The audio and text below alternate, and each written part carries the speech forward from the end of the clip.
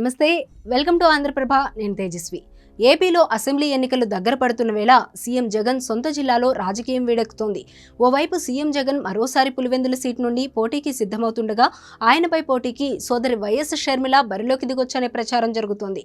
అదే సమయంలో పులివెందులలో వైసీపీపై కాస్త వ్యతిరేకత పెరిగిందనే ప్రచారం మధ్య గతంలో టీడీపీకి రాజీనామా చేసిన స్థానిక నేత సతీష్ రెడ్డిని పార్టీలోకి తెచ్చుకున్నందుకు అధికార పార్టీ ప్రయత్నిస్తోంది. ఈ క్రమంలో వైఎస్ వివేకానంద రెడ్డి హత్య కేసులో నిందితుడైన దస్తగిరి కూడా కీలక ప్రకటన చేశాడు. ఇంతకీ ఏంటా ప్రకటన?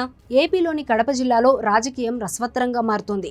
వైసీపీకి పులివెందులలో కొంతమేర వ్యతిరేకత పెరగడానికి కారణమైన మాజీ మంత్రి వైఎస్ వివేకానంద రెడ్డి హత్య కేసు మరోసారి తెరపైకి వస్తోంది.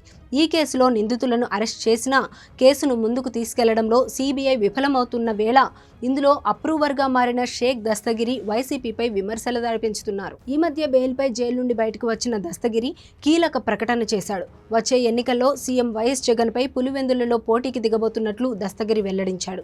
ఏ పార్టీ నుంచో చెప్పకపోయినా వచ్చే ఎన్నికల్లో పులివెందుల నుండి పోటీ చేస్తానని, సీఎం జగన్ను ఢీకొడతానంటూ దస్తగిరి సంచలన వ్యాఖ్యలు చేశాడు.